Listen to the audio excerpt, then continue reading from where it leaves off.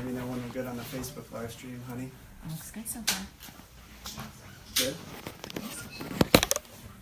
So welcome everybody to Third Coast Surf Shop and technically our second Great Lakes Surf Forecasting Workshop. We held one in our New Buffalo store maybe 10 years ago, but it was pretty rudimentary, and things have changed a lot since then. So my friend Ed and I were talking this summer, and we were like, man, we should do a new workshop, a proper one. So here we are. So thank you all for coming, and thanks to everybody in Facebook land. This is kind of new to me, but we're live streaming it on Facebook. Hopefully it works. I want to introduce the three of us. My name is Ryan. I own Third Coast Surf Shop. This is Ed Russo. Maybe step in front of the. Give me a phone. Ed is a local meteorologist at WSBT in South Bend. So when my wife and our two boys are at home watching, the evening news, Ed's up there, pointing out the weather systems, and it's kind of cool, Yeah. Wow. He's also Dr. Fresh in Facebook land, for those of you who have heard of Dr. Fresh. If not, you might want to check that out. And then our third presenter tonight is Bob Dukeshore. Bob works for the National Weather Service, and you focus kind of on the National Oceanic and Administration side of things, or you have a bent towards that kind of stuff. I work for Noaa, and the Weather Service is part of Noaa. Okay. So Bob probably knows more about the weather than all of us combined. He's been doing it for, 20 or 30 years? 25 years. Wow. So we're definitely fortunate to have him down here from Grand Rapids. So our basic idea, we're going to try to keep it as tight as possible. There's a lot to talk about. And we're going to start with Ed. He's going to start by talking about weather systems and kind of like the generalities involved in forecasting Great Lakes waves. And then I think we'll get into Bob starting to refine that message a little more. And then we'll end with me, the guy who's just a wannabe meteorologist. I've been surfing on the Great Lakes for almost 20 years now, and in that time I've learned to use different tools to find waves, and it seems to work sometimes, at least. So Ryan's being a little humble. He's good at it. Thank you. So thanks for coming, everybody that's here. Thanks for everybody on Facebook. I'm looking at an iPhone right now. I have no idea how many people are actually watching this, but just give us a minute. We're going to get Ed set up, and then we're going to jump straight into this thing. So thank you, guys. Thanks, Ryan. Technology sometimes makes these whole presentations go south, so I think I have it handled. Just another quick thing. Bob and I actually met because we work very closely. Because he's a boogie boarder, I'm a surfer. We've both become very involved in water safety across the Great Lakes, and Bob has been working with Bob Pratt and Dave Benjamin of the Great Lakes Surf Rescue Project for a number of years. And I got involved when I became a Great Lakes surfer back in 2011 when I first started surfing Lake Erie. So I got involved in water safety advocacy. I mean, all of you who recreate on the Great Lakes, we all do it on a dangerous day. And I think we have a lot of respect and understanding for how dangerous the lake is, but at the same time, it's also something that we try to enjoy when it's at its most dangerous point. So that's how I met Bob Dukeshore through the water safety advocacy programs that Dave Benjamin and Bob Pratt promote. So if you've heard of the Great Lakes Surf Rescue Project, a wonderful organization that really dedicates their time to saving lives on the Great Lakes. And many surfers, windsurfers, people who recreate on the lake when it's at its most dangerous point have saved people, have saved swimmers, especially during the summer months when there's more people in the water. So that's just an awesome thing, and it really shows that obviously we like to enjoy what we do here, but we're a huge, important part of the culture here in keeping people safe when there are waves on the Great Lakes.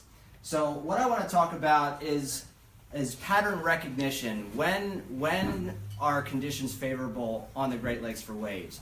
Bob is going to kind of go down to the more local element, how to read, buoy data, wave period, wave height.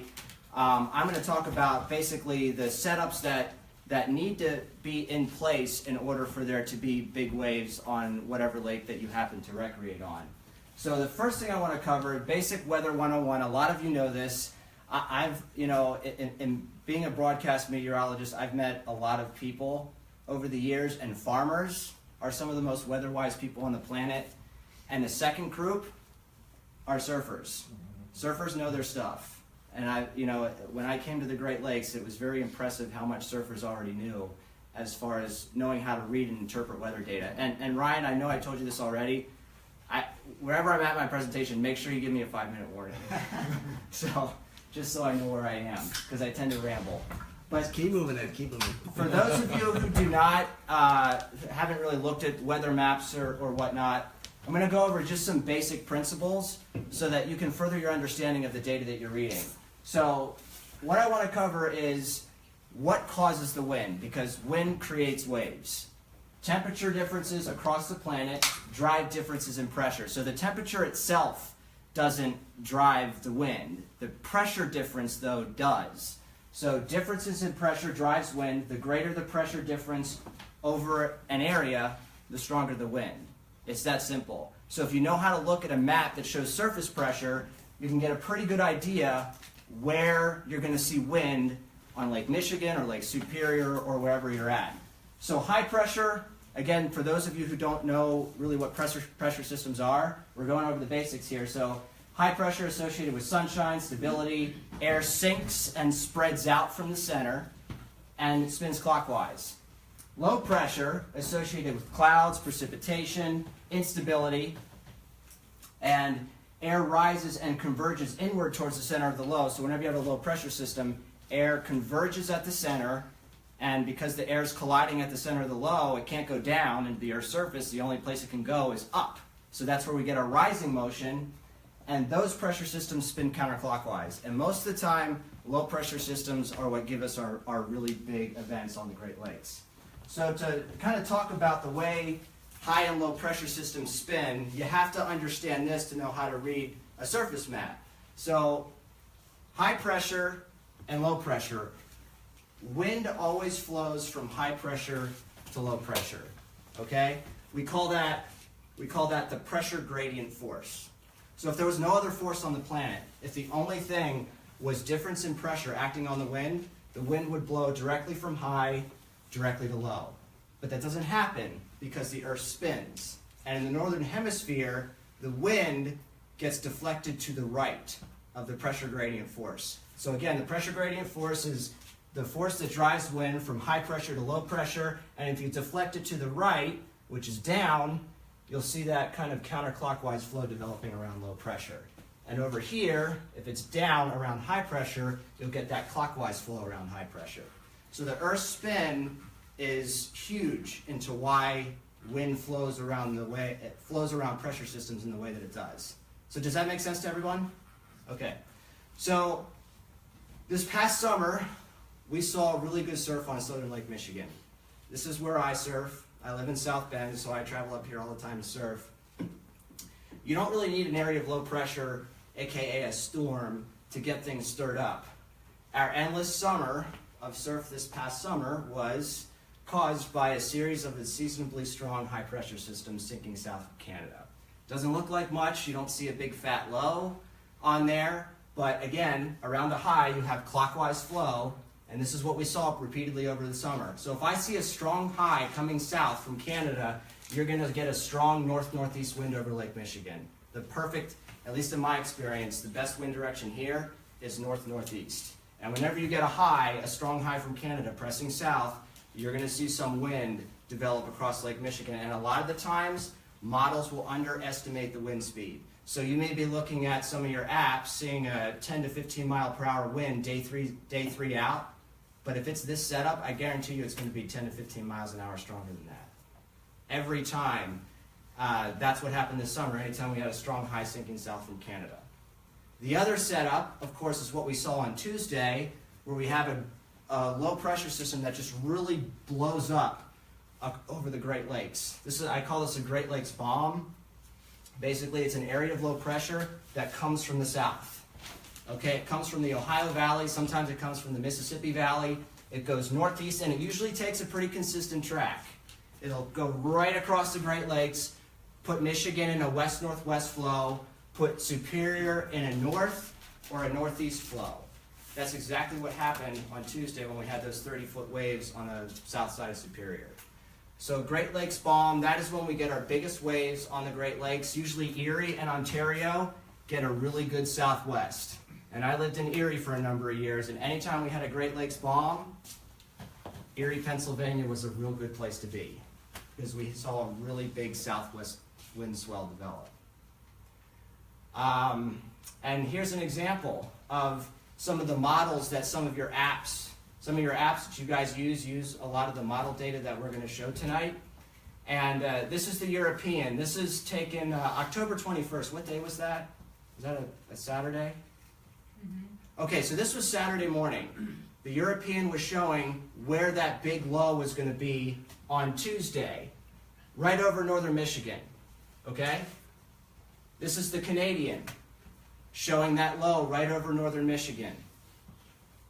This is the GFS, out to lunch, showing the low south of James Bay and much weaker. A lot of your apps select only what the GFS is showing.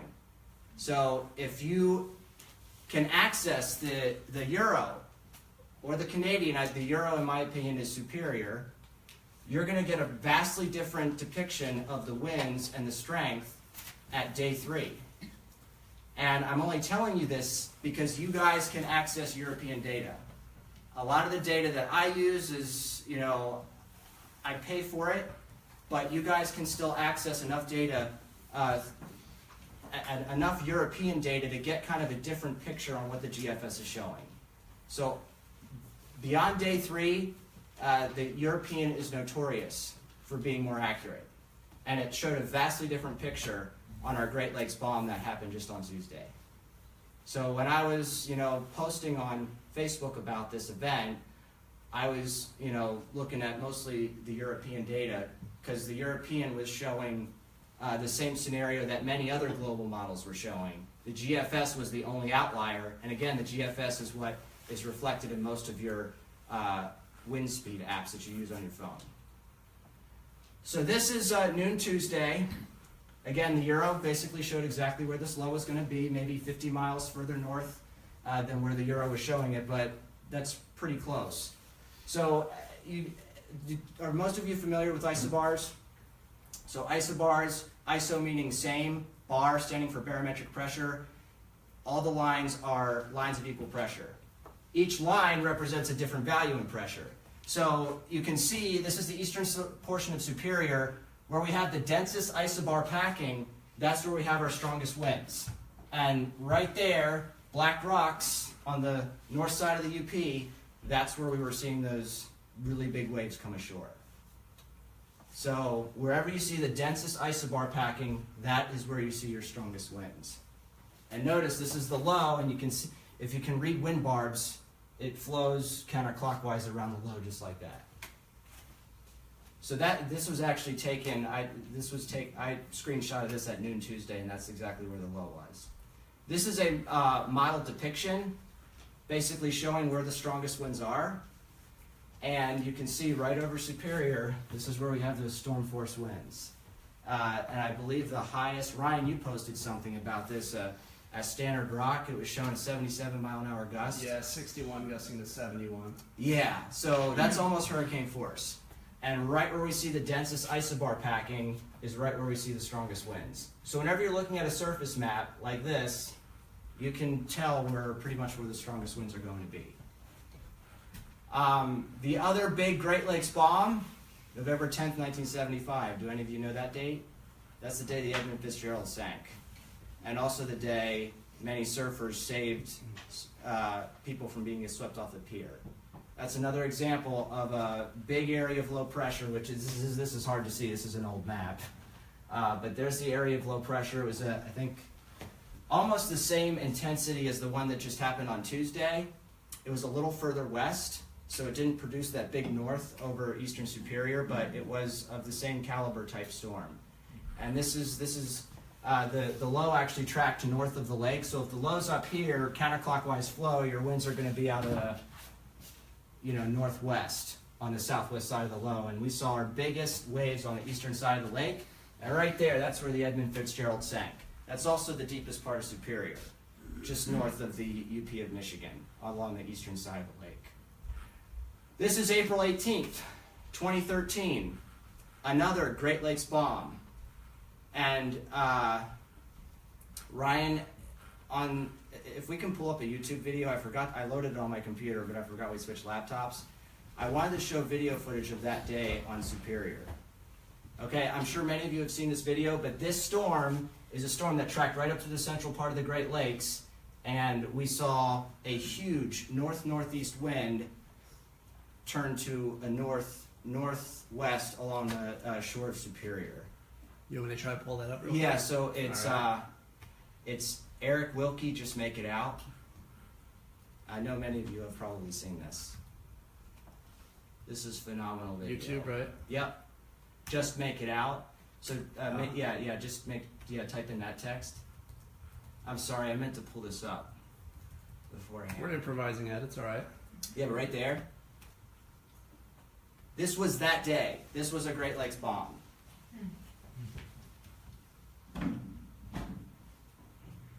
So we had screaming northeast winds, gale force plus storm force winds over Superior that turned northwest and went pretty light the next day. I've shown people that video and say, hey, look at this video I took in Southern California. And they believe me. But no, this was taken by Eric Wilkie in Superior. Many of you probably know what this surf spot is. Although I won't say it.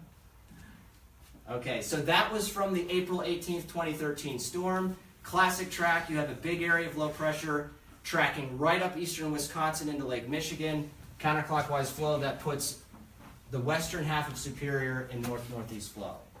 And that's where we get our biggest waves. That storm track will always give us our best events. And our best events usually happen on Lake Superior because that's our biggest lake. And the track is pretty consistent. This is the Edmund Fitzgerald storm, tracking right up through Wisconsin into the central part of the UP. This is the 98 storm, another 98 storm separate from the video you just saw that happened actually the following fall. But it's a very consistent track. Anytime you see a big low coming out of the south, especially the south-southwest, it turns into this massive low that generates huge waves. On Michigan, it's usually a west-northwest. On Superior, it's a north-northeast. Pretty big cranking southwest swell on Erie and Ontario. Now, the setup I like to see on Lake Michigan is something I like to call a southern lake slow. Massive area of high pressure to the north. So your wind around the high is going to be clockwise like that. But also, look, there's a low to your south. So if your wind is that way, it's also going to be going counterclockwise around the low. Can everyone visualize that pretty easily? So anytime you have a strengthening low coming out of the Ohio Valley, that puts Lake Michigan in a real strong north-northeast flow. Anytime I see that, if I see multiple models, the GFS, the European, the NAM, which are all available to you guys, we're going to show you that in a second. If all models are showing that day 3 or day 4 out, I'm going to have pretty big confidence that we're going to see a really nice swell in Lake Michigan, especially for the southern part. Eventually, we could even see this, if it stays south enough, we could even see a big northeast on Erie and Ontario and Huron. Erie, my favorite swell, was the northeast. This was June 15th, 2015. Southern Great Lakes low. I know it's kind of hard to see, but here's Michigan, here's Lake Michigan. You can't really see Erie because it's covered in rain. But this is the low in western Ohio, tracking that way. It puts Ohio in a really big northeast flow. Can you all see Lake Erie here? The center of the low, which is kind of the eye of the storm, the winds are light. There's not much going on. But on the north side of the low, we had screaming northeast winds in excess of gale force. And in Cleveland, we had offshore winds out of the south. the low actually tracked right along the southern part of Lake Erie where we had offshore winds and building northeast swell. How many times can you say that happens on the Great Lakes? Okay, this is a phenomenal setup for Lake Erie. Anytime I see that, I'm almost tempted to go over there because we're going to see offshore winds with building waves. And if the low tracks right along the southern part of the lake, which during the fall, you actually do have enough heat being released into the atmosphere from Lake Erie since it's so big, there will actually be big differences in temperature from lake and land. And because of that, low likes to track along those temperature differences, so this track is not completely in and keep the south shore of Lake Erie in south winds, again, counterclockwise of it. On the northern side of it, it's going to be out of the northeast. So on the south shore of Lake Erie, you're potentially looking at an offshore wind. Is there a setup that you can get offshore wind on Lake Michigan? Yeah. I've seen stationary fronts do that. That's kind of a similar track to this, although it goes a little bit further west. Okay. But there are variations of all these tracks. Okay. But again, on that Dr. Fresh page, I'll update and tell you when I think that's going to happen, especially for here, because this is where I live. Sometimes I'm a little biased because I tend to post more on the location that I'm currently living. Hey, Ryan, am I good on time? Keep moving, Ed. Okay. So that means I'm not. All right, so this is a clipper system. These systems are usually fast moving. They don't come from the south. They come from, well, Canada, Alberta clipper. They're fast and they can be very intense. We're seeing that right now. 3 days ago, this is a high resolution model. Again, you guys can access this for free. It's called the Wharf, showing a low over pretty much the peninsula of Green Bay, or the peninsula of Wisconsin, the Door Peninsula. This is another high-res model showing the same track 3 days out, or 2 days out. This is another model, the NAM, showing the same thing. Every single model 2 days ago was showing this low sitting over the Door Peninsula. This forecast was a lock for me that Superior was going to see a huge northeast swell, and that's what they're seeing right now. This is the Canadian. This is the Japanese model showing something similar. It's not as detailed, but still showing the low over Wisconsin. This is right now. This is basically where the storm is right now. I took this screenshot a couple hours ago. You can see Lake Superior right there, and a real nice northeast wind, and the low right over Michigan. The last setup I'm going to talk to you about is a nor'easter. This we usually don't, we're too far west to usually see the effects from this. But if you remember Hurricane Sandy, this thing went up the coast, made a hard left into New Jersey, and you can see Michigan right here. Counterclockwise flow around the low, our winds are going to be north-northeast. And we saw some of our biggest waves of the year. Back, when was that, 2012? Something like that? Something like that. Yeah. So a lot of forecasting is pattern recognition.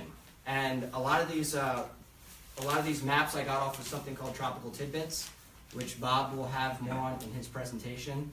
So I talked about the wind flow around pressure systems. He's going to now take you down to the more local level and show you, whoops, what did I do? Well, he's going to show you how to look at buoy data, read wave period, and swell height. So we're taking it down to kind of a more local level in the next presentation. Or use the mouse up there, just the mouse wheel, or how? Yeah. So I don't know what I did. Thanks, Ed. Here, I'll Thank you, help Ed. out with that. I'm sorry, I messed up there. Oops. Oh, I just did that. We're going to bring some light back here in a second. Multitasking. Yeah. Yeah, let Tim handle that. Good job, Ed. Thanks. That was solid. By the way, you were really good on time. Was I? Yeah. You made me nervous. Was that intentional? No, you did great. Okay. Great. All right. Bob, you want the PowerPoint or the PDF? Either one's fine. Dude, let's just do PowerPoint. Okay.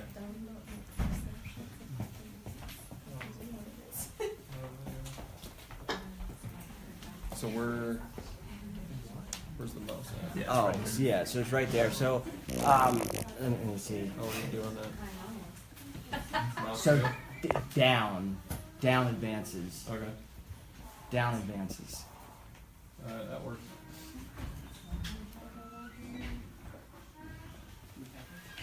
All right, we're good to go? There you go. I think so. All right, my name is Bob Ducher. I'm a senior forecaster at the Weather Service in Grand Rapids, Michigan. I've been there since 1995. I started in the Weather Service in 92. So I've been forecasting waves on Lake Michigan since 95. This is actually my hometown. I grew up in St. Joe, but when I was 12, we moved away to Southern California, so I went from one beach town to another. I lived in the LA area, went to high school out there, and I kind of fell in love with waves out there boogie boarding at Huntington Beach. So coming back here, the wave climatology is a little bit different, but I'll go through some of that here.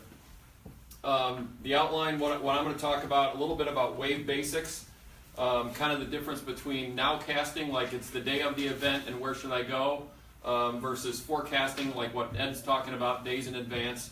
I'll show you things to look at. Go through some of the websites that you can get free data on, all the stuff that he was showing. There's places on the web where you can go grab it for free. I'll talk a little bit about apps and then some of our forecasts from the Weather Service. This is my office up in Grand Rapids. We're just north of the airport. So we've got a wall where we have screens where I can watch. On this day, I set that up, and we can look at webcams up and down the shoreline, and actually all the links that I show in here and some of these cameras, everything I've got on a handout up here. If you grab that, or at the end, if you don't know something I showed and you got a question, my email's on the sheet, and I got cards there too. But so we've got a lot of data that we can look at that go into our forecasts when we're putting together the Nearshore Marine forecast, for the different zones on Lake Michigan. My area of responsibility goes from St. Joseph to Manistee. So all the beaches in between there are my responsibility as the Marine Program Manager out of the Grand Rapids office. One thing to keep in mind is when you look at a forecast for like St. Joe to South Haven, we're forecasting for the highest waves in that entire zone. So if you're going to Discornia and our forecast said 2 to 4, that 2 to 4 is probably going to be up here in a south wind, and you might have a foot at Discornia, and that may be a difference of why you see things in our forecast that might be off. It's a big area we're forecasting for, and it takes the highest wave into account.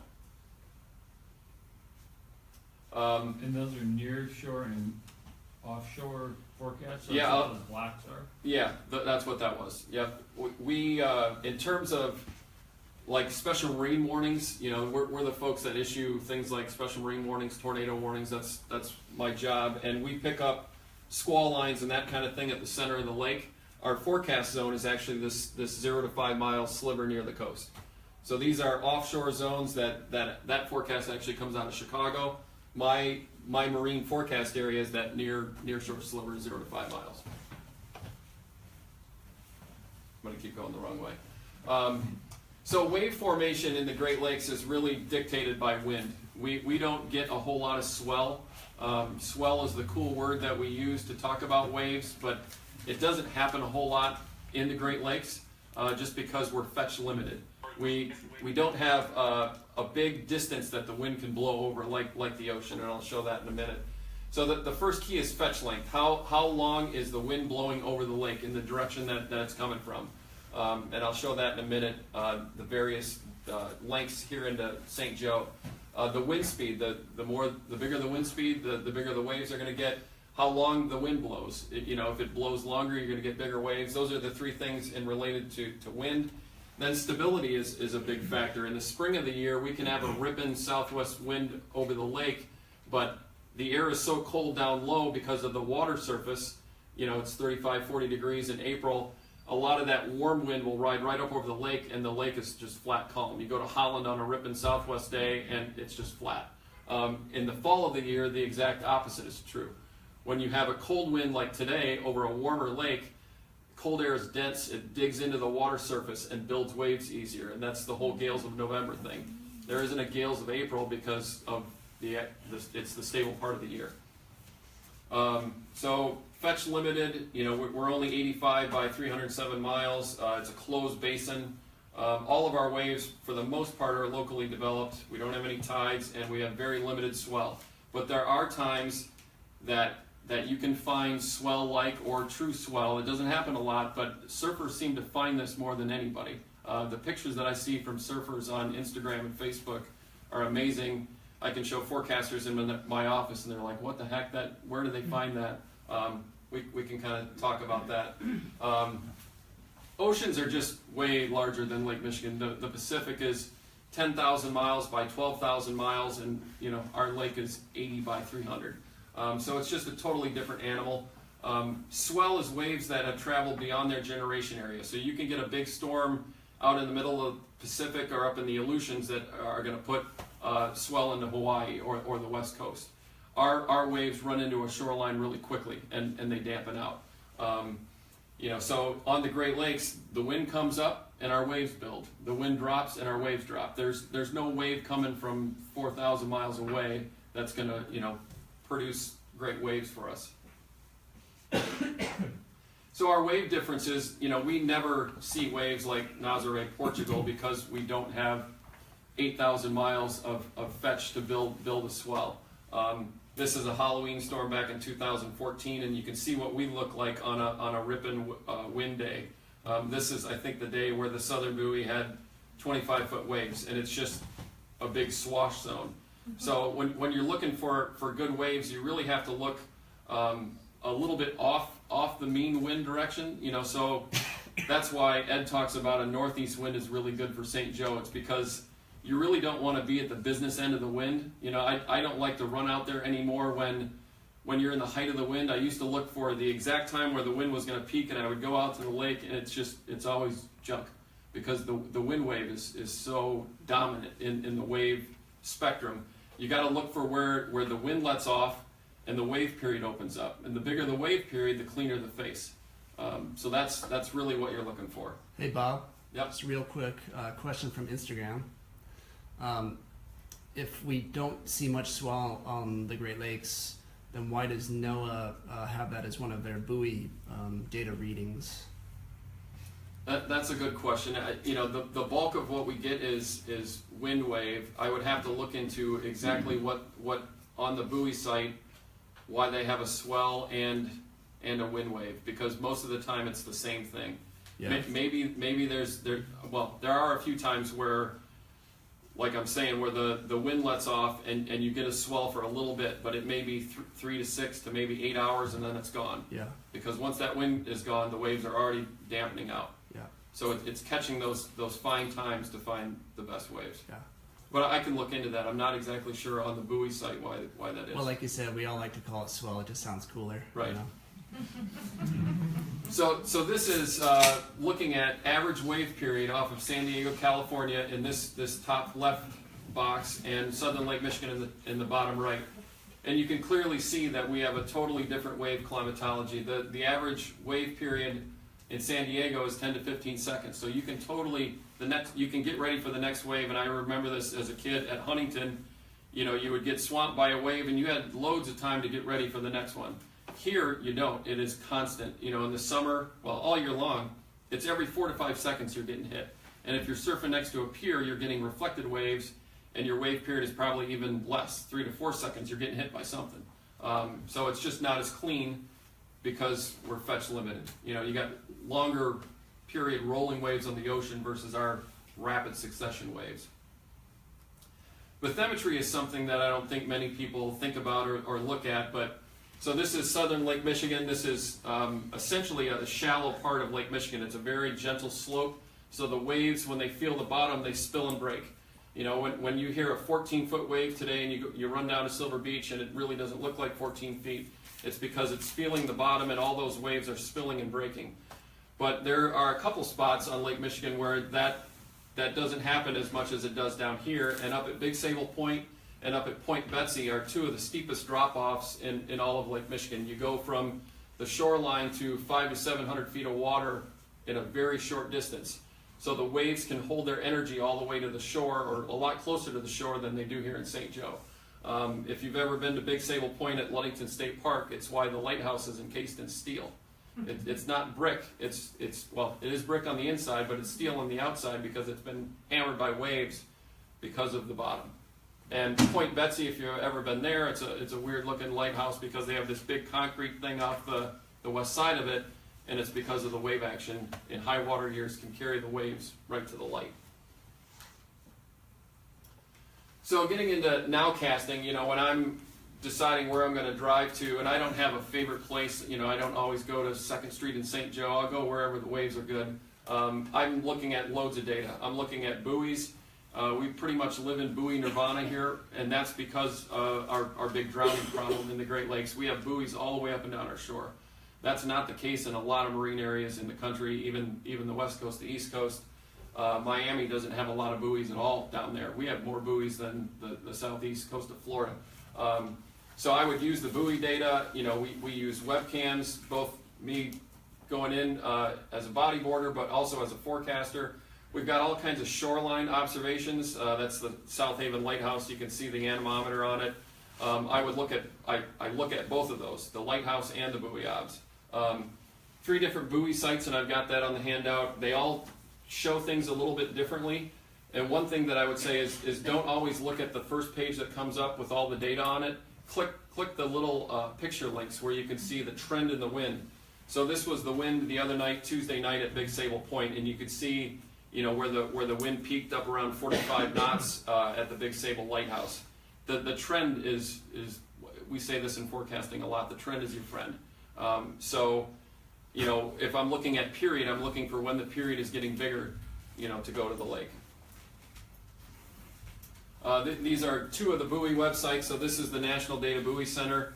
That's the one that Ryan was talking about off of Instagram.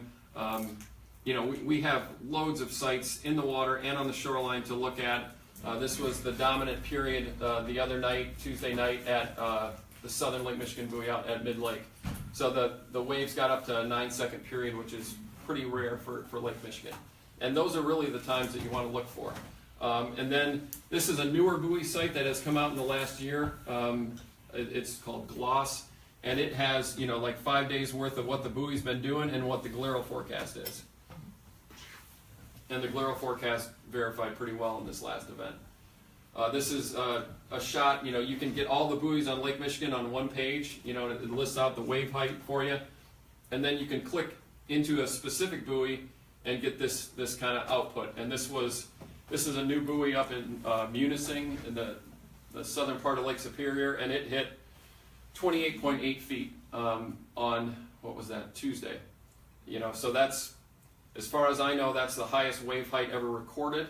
The highest wave height I've ever heard of is in the 1913 storm on Lake Huron. They were saying 35-foot waves occurred in that. And that was a sustained hurricane force wind so over 75 miles an hour for about 20 to 30 hours. How far offshore are the buoys? It depends on the buoy. 45007, the Mid-Lake buoy, it's about 40 miles offshore of Saugatuck. All of these nearshore buoys are typically, they're kind of put out on a certain depth contour. Like, I can't remember exactly what it is, but they're out about 2 to 3 miles. So this is something that I look at as a forecaster, and you can actually download this program and you can look at it yourself. What you're looking at here is, this is wind in the vertical, and then you're going out in time. So the current time was over there. This was ahead of our Tuesday system. So right here you're looking at a core of wind, and then I can see that for a bunch of time here we didn't have much wave action, and now we've got into this southerly flow and southwesterly flow. So as a forecaster, I'm looking at this and I know quickly the time frame that I'm concerned about as, do I need to issue a gale warning or a small craft advisory? I've got that northwest wind, and then I've got southerly wind. So we had a gale warning out for that, and we have a small craft advisory currently out for this. But this is something you can download. I believe this is the GFS model. So when it comes to wave forecasting, what we do is we couple weather models with wave models. Wave models have become extremely good, and it really comes down to, can we get the wind right? If we can get the wind right, the waves are dead on. And both the GLERO model and the Wave Watch 3 are good models. It's what we use in the Weather Service. We've pretty much gone all into the Wave Watch, and I'll show you that here in a minute. But it's this wind that drives the waves. The other thing to keep in mind is that in these weather models, it's already accounting for, is this cold air or warm air that's moving over the lake that's going to build the waves or not build the waves. So the wave model output is my first go. That's where I'm going to look at what's coming. So the difference between the Gliro model, which has been around for a long time, since the 70s, I think most surfers look at this, and it is really good stuff if we get the winds right. The WaveWatch is our newer model, and it is a much higher resolution model. So this is a structured 2.5 kilometer grid, and that's a 250 meter unstructured grid. So the bottom line is, think about this as almost like TV resolution. This is a poor resolution TV, and that's an HD TV, and it does really good stuff. It's what they use on the ocean in the Weather Service. It has bathymetry included, so it takes into account the bottom. This doesn't take into account the bottom at all. It's just a pond of water, and we're pushing wind on it is what this is doing. That can also include multiple. The WaveWatch can include multiple wave trains, where this is just kind of a single wave. So big differences between the two. This is kind of the former version of the WaveWatch. It was a structured every cross. We produced a calculation of a wave height, and then it moved on to the next section. But you can see now that we're forecasting for all these little dots is what the model's doing. It's crunching through all this data. We don't do that. The model does it, and it kicks out the wave field that we all see online. So this is, I just got these images in today from somebody in Washington, but this is kind of the old course grid of the WaveWatch 3, and you can see that it's kind of chunky, and you can see where it's picking up little wind coming through different straits where the wind is funneled and the wave heights get bigger. It's a way higher res model that we're using now. And that's pretty much what we use every day is the WaveWatch. Something that drops out of the WaveWatch 3, and out of the Gliro model as well, is wave period. And this is something that I look at in-house when I'm going to bodyboard, is where is my biggest wave period. So this is a 5-second period, a 6-second period, a 7-second period. So this is the zone that I'm looking at. Somewhere in there is where I would want to go, because the waves aren't as clean where the period is smaller. And you can get that information online on the links on the page. So this is another shot of it. This was in the big fully developed wind the other night. 7 period, 8-second period, 9-second period, and what verified at the Port Sheldon buoy up off of Ottawa County was 8.2 seconds. So it got you within 0.8 of a second of what actually verified, which is pretty darn good. So you want to look at wave period. It's something that's critical. This is something that comes off of our page. If you go to weather.gov and you click out on the water, it pulls up the Nearshore marine forecast. And wherever the point is where you clicked, it gives you that forecast. And way down on the right side of the page is this graph. If you click this graph, it pops this up. So this is off of our main website, and what you're looking at here is significant wave height in purple and wave period in blue. So you can click all around the Great Lakes and find out where the best period is. You could click in northwest Indiana, you could come around to St. Joe, you could go up to Saugatuck to look at where the wave period was the best. This is something else that is off the WaveWatch page online. It's not totally operational, but most of the time it's working, and it gives you an hourly output of wave period. So it was peaking at 8.5 seconds. The other thing that it shows, and it's getting a little heavy, but what it's showing is the wave direction for the next 3 days. So this was the morning of the 24th, the 25th, 26th, something like that, and it's showing you where the peak power of the wave is coming from. So it was kind of a northwest for a couple days, and then it was going north behind that system. And this is getting a little heavy. I don't know if you want to get into this, but it is out there and available. I thought I'd show you that. Now just a few websites here to end. Tropical Tidbits is a website where you can go get all of that data that Ed was showing you, all the different the models, and you can kind of look for yourself of what's verifying. This was Tuesday at 1 o'clock, and this is, I don't know, somewhere 50, 60 knot winds into the UP there, and they had 77 at Standard Rock that day. And then the low kind of moved south, and you can see the core of the wind moved over northern Lake Michigan. And Big Sable Point, I showed you that trace, they had 45 knots at the lighthouse. So this can show you where the wind is going over time. This is another website. Both the websites do the same kind of thing, but just a little different format, and it gives you some printout of the wind. This is another one. This is an hourly. This is a model that's updated every single hour, and it goes out about 18 hours. So if you're really close in to an event, you want to see how it's changing hour by hour, you can go to this page. Really good. We use this heavily in the Weather Service. This has been out there for a while. This is, I don't know who really puts this together, but this is the GFS model, and you can click this word Earth down here, and it'll pop up another frame, and you can step through the forecast winds every 3 hours, or you can jump day by day. You know, you can kind of visually see what direction the wind is going to be. Just the last couple slides here. You know, each Weather Service office has a different marine area. Chicago, you can kind of see their nearshore zones. Northern Indiana has LaPorte and Berrien County, and then we start essentially at Tuscarnia north to Manistee. And each one of those zones is a forecast. And remember that the wave height you see in that is going to be the highest in any zone. Final slide. We produce 4 different forecasts out on the water. The nearshore forecast is 0 to 5 miles. The surf zone is kind of the breaking wave zone, kind of a beach forecast. The open water is done by Chicago, and then we have the point and click, and you know, you get this text forecast. But a forecaster is putting this together, you know, 4 times a day, you know, out of my office, around the clock. We're in there. The weather never stops, so we don't either. I actually work at midnight tonight, so let's see. Final thing is cell phone apps. I don't use these a whole lot because I have data at my fingertips every day, but I do use this, the Noaa Buoy data reader, and the Weather Service doesn't produce this, but I like this one because it will list all my sites, and I can put in a favorite site. So every time I open it, it pops to the Port Sheldon buoy because I'm closer up there. But Surfline has an app. WeatherFlow, the WeatherFlow company makes iWindsurf and Wind Alert, and Magic Seaweed is another one. The iWindsurf, I know that you can kind of select your model, and it'll show you the wind from whatever model you want to choose. So that is all I got. All right. Awesome. Thank you so much. All right, we got one more guy to come. Was it?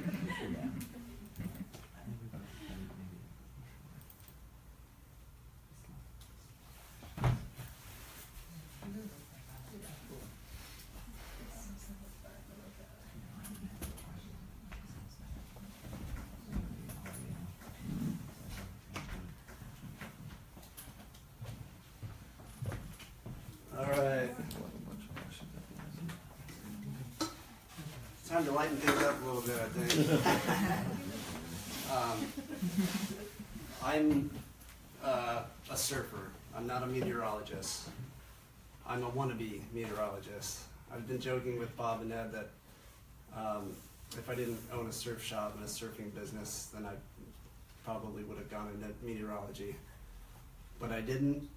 So you're going to have to just deal with my more layman perspective on Great Lakes surf forecasting.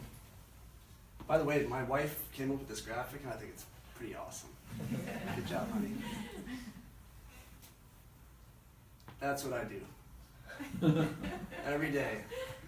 After 19 years, basically. You know, part of my morning routine is going online and checking my forecasting tools.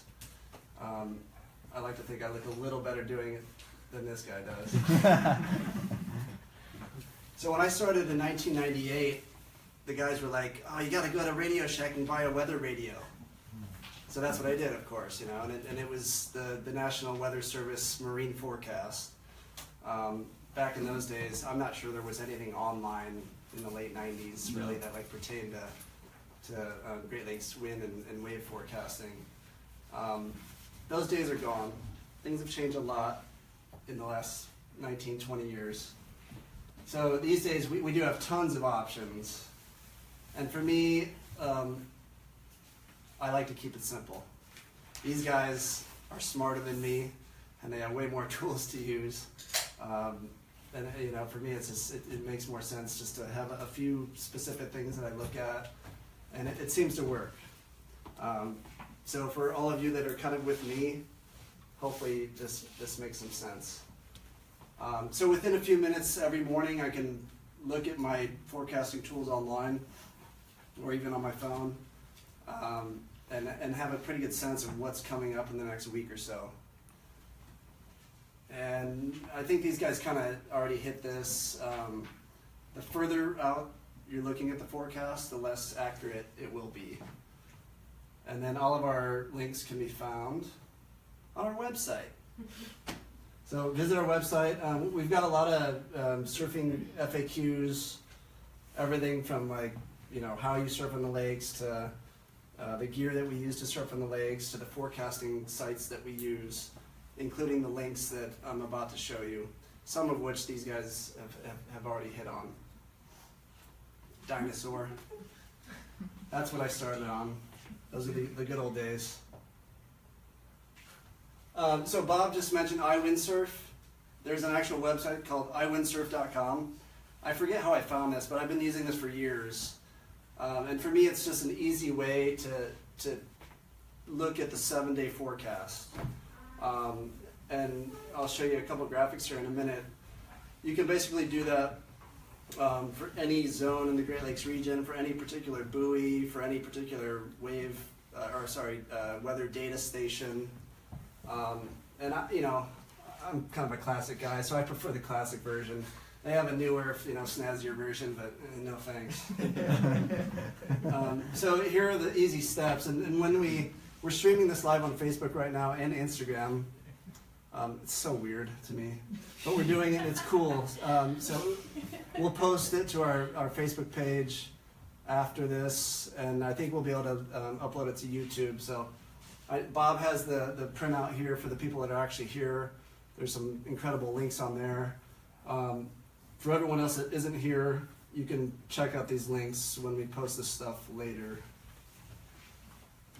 So here's iwindsurf.com. The classic version. This is kind of the regional overview, and then a more focused view. So you can actually click on any of these stations, this buoy, these data stations around the southern end of Lake Michigan, and you'll get something like this. So this is the Michigan South Buoy forecast. I just showed that right here.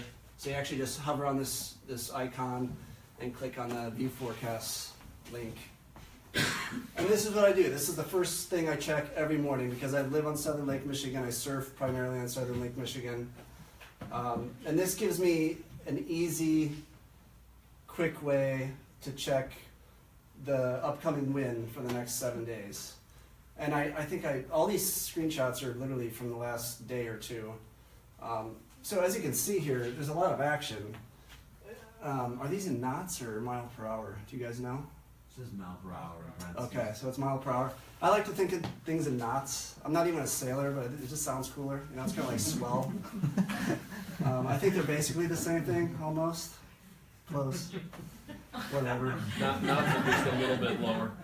Knots are a little lower. Okay. All right, so this makes this even cooler because it's actually stronger. Right. Yeah. So I mean, we're in late October. There's obviously a lot of things happening weather-wise, and it's reflecting here in the 7-day forecast for Southern Lake Michigan. I mean, you could literally be surfing every day for the last, I don't even know, week, and then for the next week, as you can see here. Oh, by the way, this is what they call a mediogram, which is a variable. A mediogram is essentially just taking a variable and plotting it out on a line. Okay, so this is a wind mediogram. Yep. It's a cool word. My second tool is SailFlow, which I believe is basically runs off the same model. I think iWindsurf and SailFlow both run off the GFS model. Yeah, I think there was one that think. said that you could select a different model. I think they're both owned by the same company. They're both WeatherFlow Okay. is the company. For me, SailFlow gives a similar but different perspective of the expected wind. So it's kind of a more overall picture. And it's very similar to what Bob and Ed have already been showing, in the different models. So with this one, you can look at kind of the regional overview and then a more focused view. So if you have all the time and the money and the energy and the gas money and all that stuff in the world, and you just wanted to find the best waves at any given time on the Great Lakes, you could pull this up and be like, man, yeah, I got to get up to the northeast coast of Lake Superior. And this, to me, would be an easy way to kind of graph that out and show me what's going to happen.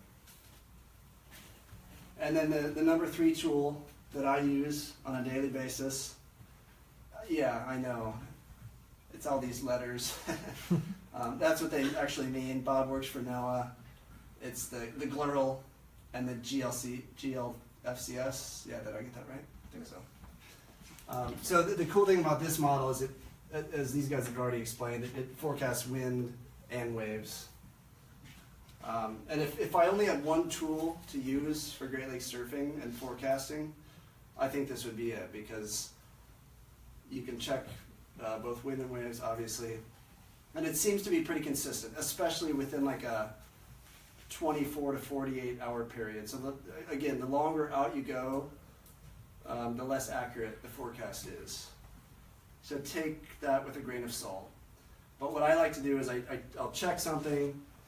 I'll start with our windsurf, sail flow. I'll get to this. And I'll have a pretty good sense of what they're calling for in the next week. But I know well enough that I can't really depend on those forecasts until we get within 24 to 48 hours. And Ed was kind of hitting on that earlier. I think I need to start using some of the Euro models, because then I could maybe say, well, yeah, I'm going to go surfing next Saturday. Yeah, because I can't say that. No. Right. I mean, sometimes the GFS and the Euro show a vastly different scenario at day 4.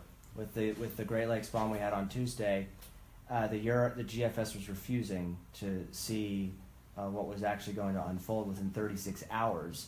So that's why, and I saw a lot of people posting, oh my gosh, huge model upgrade, on the GLFCS. But if you were tracking the Euro, you'd have known for days that this was probably how it was going to evolve. It just the European has a better handle on the most complex systems. More data is ingested into the model, and when you put more information to something, you have a better picture of what's panning out, and that's essentially why the Euro, especially in complex patterns, tends to nail it. And like, for me, that means that if I can get a better sense 3 to 6 days out of what's actually going to be happening, I don't have to, ditch my obligations within the 24-hour period, like I kind of do sometimes now. Yeah, we all do. As a Great Lakes surfer, Yeah. you got to get it when you can. Yeah, right. So I try not to put too many things on my calendar, if you know what I mean. With 2 young boys now, that becomes a little tougher, but we manage, right, honey? Yeah. I got to check out the Euro. So this is just a basic screenshot. This is only the second time I've done a PowerPoint presentation, by the way, so forgive me for my lack of technical. You're doing right it, there man. with me. You're doing it. This is what it looks like. So I would click on winds or waves. I clicked on waves, and look what it gave me. It gave me all 5 Great Lakes, and then you can actually click on each lake, and it will narrow it down even more. And then you can actually get an animated version of this map. You can click ahead by the hour. It's pretty nice and easy. So, 3 simple tools that I think any average Great Lakes surfer can use. It's only taken me 19 years how to do it. But I've gotten there. Not that I know of. Now I have the tools. That's easy. The hard part, and I don't have to sit here and read through all of this. Figuring out where to go, when to be there, and what you're going to find when you get there, right? and I'm assuming that a lot of people that are watching this know what I'm talking about. You know, it sounds easy, it's not so easy. And the silver platter, not going to happen. You know, we're happy to help. I think all Great Lakes surfers in general are happy to help, but there's only so much that anybody can teach another person when it comes to finding good waves in the Great Lakes. So you really do have to put your time, your energy, your effort, and your gas money into this if you want to find the best waves that you possibly can. There are a lot of guys and girls who are perfectly happy to surf their local waves in their local beaches and their local zones. And there's nothing wrong with that, because as you'll see in a later slide, one of the coolest things about surfing to me is you can do whatever the hell you want. You know, you can ride over whatever board you want, you can surf wherever you want, whatever floats your boat. But to really dig into it and to find the best conditions, it takes all of those things. Time, effort, experience equals time, and gas money. Bob talked about fetch. Fetch is how far the wind is blowing over a certain amount of water, the distance that wind is blowing over water. Basically, the longer the fetch, as he hit on, the bigger the waves will be. But also the wave height, the wave period, the wave direction, wind speed and direction, shoreline, geography. Bob already kind of hit on some of this stuff, so did Ed. It's all super important. Bathymetry, the bottom contours. It all comes together to make good waves. And that to me is still like the driving force in surfing in the Great Lakes. And you can find this in coastal locales, but here it just seems more acute and difficult.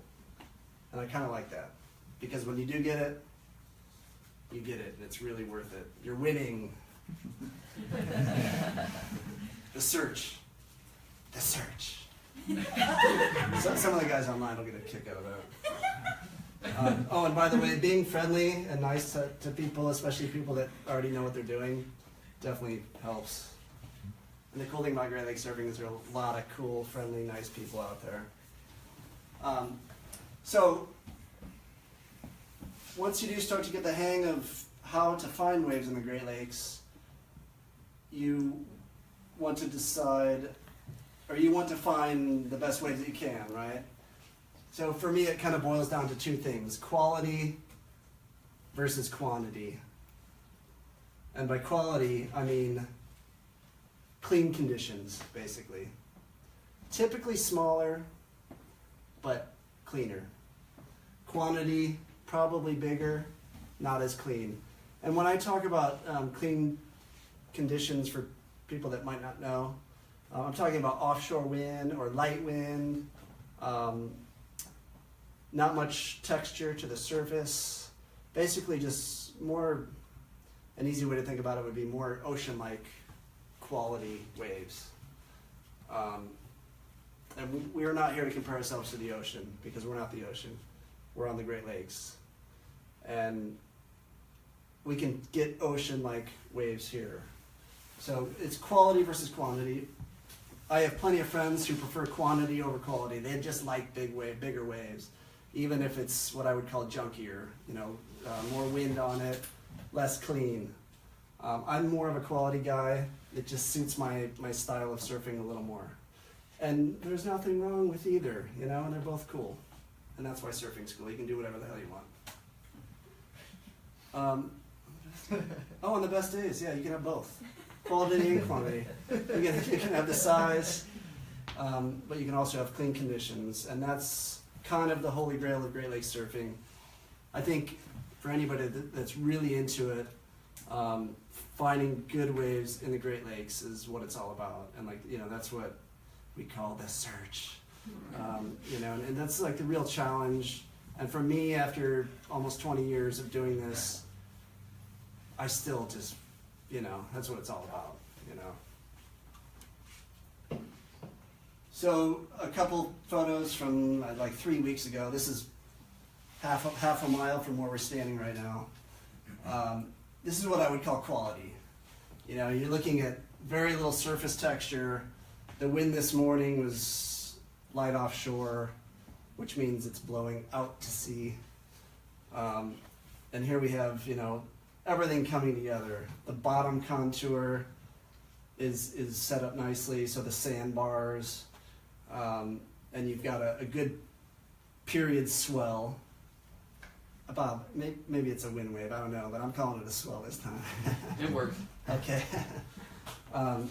So you know the swell literally at the spot that we're surfing here. I'm sorry, the wave period was, I would say 7 to 8 seconds. At the buoy, it was probably a little less, but at this spot where we're surfing, it grows with more fetch, and that's a good wave. You know, for anywhere in the world, that's a good wave. It's only waist high, but that's a good wave. So quantity, that's still a good wave, and like I said, you can't go wrong either way. It's got a little more size, but as you can see, looking out in the background a little more. This was the night before, actually. That's the morning after. This is the night before. So bigger waves. The wind direction was a little more onshore, kind of side onshore. Still good, you know, sandbar setup. St. Joe has been really good this year in terms of the overall quality of the waves. It gets worse than that. Sometimes you just have to settle for whatever you can find, you know. And I Googled, I forget what I Googled, Great Lake surfing, windy or something, and that's what I found. That's in Grand Haven. So, just speaking for myself, you know, the challenge again is to find good waves in the Great Lakes. But sometimes you just want to get wet, and you know, you get what you can, even after 19 years. That's the holy grail, right? So it's big. That's at least head high. Offshore wind, calm surface conditions. You might not be able to see it on the screen, like the resolution's probably not good enough, but that's steam. Because this is in January of 2007 on northern Lake Superior on the Minnesota coast. It's damn cold, like damn cold. I guarantee you the wind chill is probably 20, 30 below zero. But for a lot of Great Lakes surfers, that's the holy grail. Size, quality, it's all right there. Now casting, I mean, I think I know what that means. It basically means looking at the conditions now. Sounds cool. So now that you have the tools, you have a good sense of what it takes to find good waves in the Great Lakes. That's when we're using the actual buoy and weather station data. So these guys have already talked a lot about what those are and kind of how to read them. This is the National Data Buoy Center regional overview of the Western Great Lakes. There's 45007, that's the Southern Lake Michigan buoy. And I'll talk a little bit more about what these mean. The Great Lakes Observing System, Bob already pointed that out. It's new just in the last year or so. But it opens up some buoys that we don't find in the National Data Buoy Center, I think. They should be pretty much the same. Oh, they are? They should be. Well, it's one less link I have to look at then, I guess. That's focusing again on 45007, Southern Lake Michigan buoy, on the gloss. And it's those little icons on the left there that if you click those, you get the plot of what's been going on for the last few days Okay. and what's going forward. So when I do look at the buoys in real time, these are the things that I'm looking at as a surfer, trying to find good waves. In the wind, I'm looking at the wind direction, the wind duration, which is the amount of time that it's been blowing, and then the wind speed and gust. So let's go back real quick and take a look at that. So this was from earlier today, west wind, 260 degrees. I don't look at the angle of the wind too much. A little bit I do, but to me I just, west wind, it might be west-northwest, it might be northwest, wind speed, gust. That doesn't give you duration, but if you were onto this page and you scrolled down, you would see the data for this buoy for like the last 24 hours, I think, something like that. Yeah. So that's where I look at duration. I would scroll down and look at what's happened in the last 12 plus hours, because the longer the wind blows, the bigger the waves are, basically. So that's giving me some insight into where I might be surfing, and what's been happening while I've been sleeping. And there it is, higher wind with longer duration equals bigger waves. So then the wave data that I'm looking at, wave height, wave period, and the mean wave direction. At 12:50 p.m., it updates every hour. So 5.2 feet, 6 seconds wave period. That's the time between waves at the buoy. And then something that I don't think most people pay attention to probably, but the mean wave direction. So this is interesting, right? The wind at the buoy was west, 260 degrees, but the wave direction was west-southwest. I virtually guarantee that if you scrolled down on this page and looked at the last several hours, 12 hours, 24 hours, whatever it is, there was some kind of southwest or even south wind angle in the wind before this point in time. And that becomes important when you start thinking about where to go and whether the swell might be getting in there. Because again, I'm looking for quality waves. I'm not going into the heart of the storm. I'm not looking for the part where the waves are the biggest. I'm trying to find kind of those like corners or those shoulder spots where the swell's getting in, but the wind is more favorable. So again, you're getting those cleaner conditions.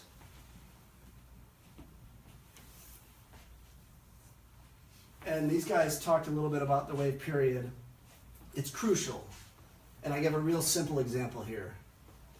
If you had a buoy wave height of 2 feet with a period of 9 seconds and a favorable wave direction for a particular spot, it will undoubtedly be bigger. The wave will be bigger and more powerful than if you had a buoy height, a wave height at the same buoy that was twice as big, but even 3 seconds shorter period, and a wave angle or direction that's not as favorable for that particular spot. That's crucial, because all things being equal, if the wave period is longer, there's more energy in the swell, in the waves. So going back real quick to that,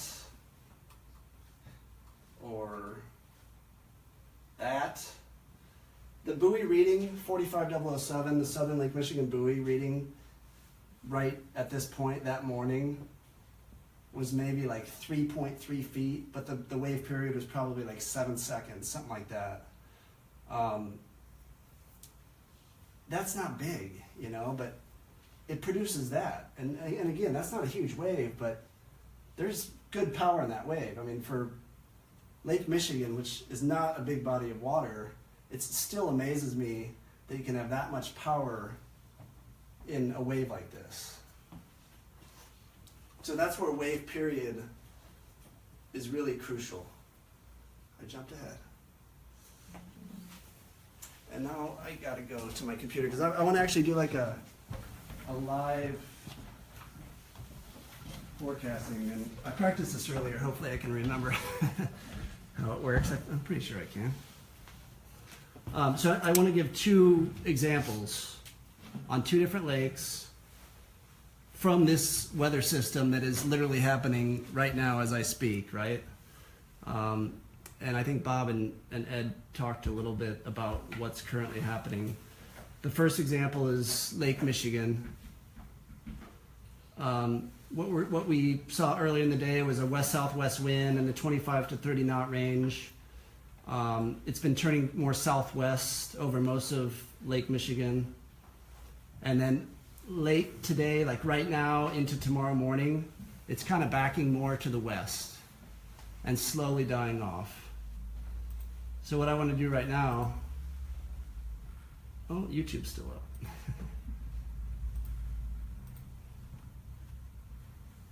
And I'm taking longer than these guys are here. I didn't think that would happen, but this is 007, the Southern Lake Michigan buoy that I've been talking about. I windsurf. And you can see it's kind of went from west to southwest. And then it's kind of turning more west by tomorrow morning. If I wanted to, I could go to a place like Sheboygan. Most of you have probably heard of Sheboygan. And that gives me a better picture of what's happening up on that, northern Wisconsin stretch of coastline.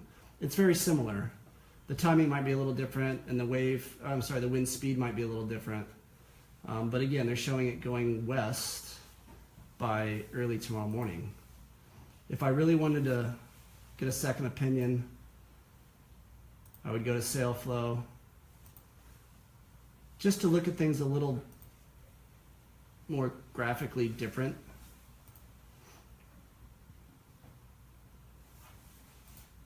So there's our southwest. It's been picking up, starting to back down into tomorrow morning. Here's Sheboygan right here. Probably a little too far south for my taste in terms of whether there's going to be enough swell getting into there. And there it is. There's our west wind switch at 8 a.m. Next tool. Great Lakes waves. Click on the lake I want. I'll go to the animated version.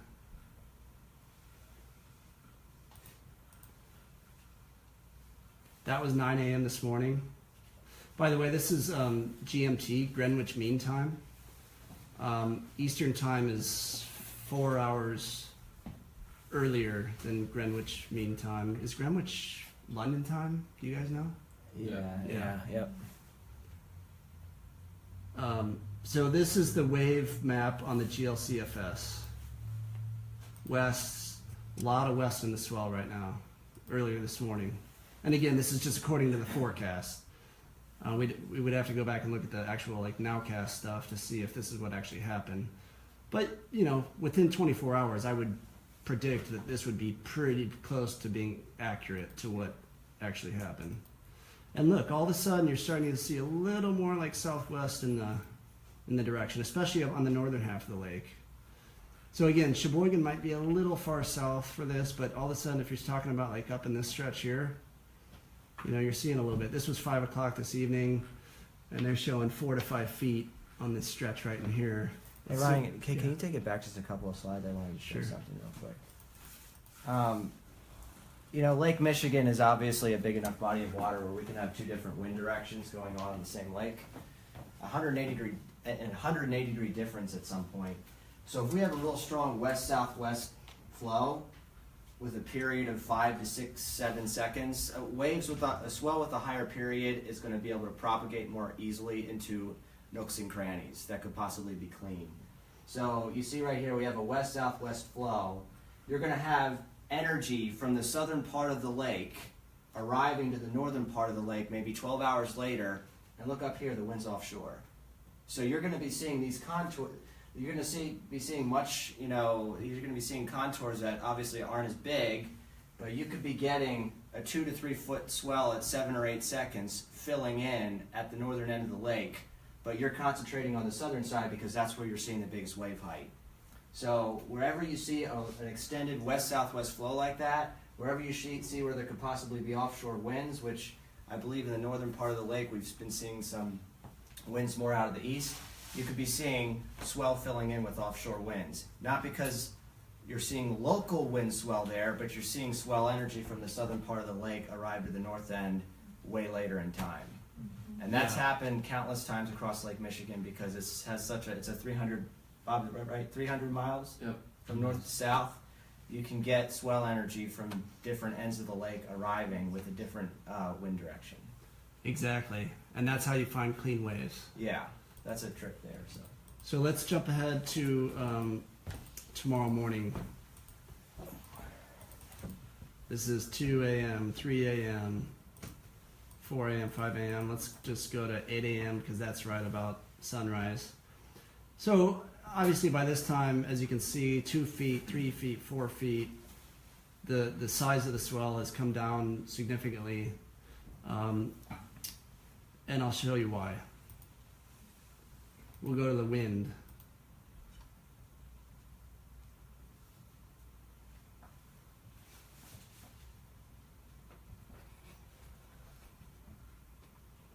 Again, I'll click on the lake. Animation. Start at the beginning. So this is what the wind was doing today. Generally, it follows the same pattern as the wave direction, but this is where the computer models for me don't always get it right, and it's probably impossible to get it right, I would think. But with enough experience, you can start to tell, when you know which direction the wind is blowing for how long, you can start to get a sense of where the wave models might be a little different. So again, this is this evening, midnight. Most of the winds are still southwest over the entire lake at this point. Here's where things start to go west early tomorrow morning, and really back off too. This light blue color here is 12, 15 knots. So when we go back and think about that wave map, and it was only 2 to 3 feet on this stretch of Wisconsin right here, this is why, because the wind at this point had already started to die down and switch direction. But the point I want to make is that this is how you find clean surf. You have a lot of fetch between here, and even though there's a lot of west in it, waves tend to bend, right? And they tend to refract around things. It's like, Ed used a good analogy the other day. You drop a pedal in a puddle of water, and the waves propagate out from all directions. And that's essentially what happens on the Great Lakes, just on a much bigger scale. So again, quality. Northern coast of Wisconsin when the wind turns west offshore. This wasn't like a prime example of it being really good, but I guarantee tomorrow morning there'll probably be some fun little waves up in this stretch with offshore wind. If you want quantity, which to me means bigger surf, but not as ideal conditions, the entire west coast of Michigan all day today and tomorrow had waves. And I know there are a few people here that were out surfing today, and yeah, there were waves.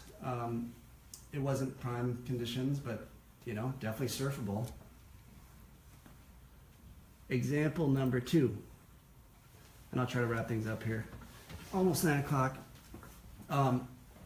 Lake Superior on this exact same weather system had the potential, has the potential still, it's dark now, but tomorrow morning even, to be really, really good. And I'll show you why. Again, I'll go back to Great Lakes, winds. This is the forecast. Keep in mind they've got the nowcast, which is current and going backwards in time, and then the forecast, which is going ahead 5 days. So here's Lake Superior at 8 a.m. this morning. Big wind, east northeast, in the 30 to 40 knot range. And I think I talk about that right here. Big east-northeast wind in the 35 to 40 knot range. And then it starts to turn northeast, right? Click on the animation.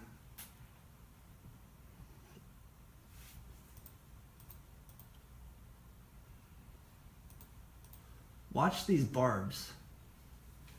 They start to go from east to east-northeast to northeast. And down here it's already definitely northeast. But even like up in here, and again you're looking at fetch. And as a reminder, fetch is the distance that wind is blowing over water. So from here to here, you know, if that's all going in the same direction at 35 to 40 knots for 20 hours, we're talking about big waves, and we'll see that next. But again, keep watching the wind direction, and especially on this little stretch of Minnesota of all places. All of a sudden that's going kind of northeast, northeast. This is this afternoon, and here we go. It's basically almost northeast. This is getting close to dark time right now. I'll just jump ahead to tomorrow morning at 8 a.m. By this point, basically the entire western half of the lake is straight north. But most importantly, the stretch of coastline that we're looking at has been straight north for a handful of hours. Now let's look at the wave map.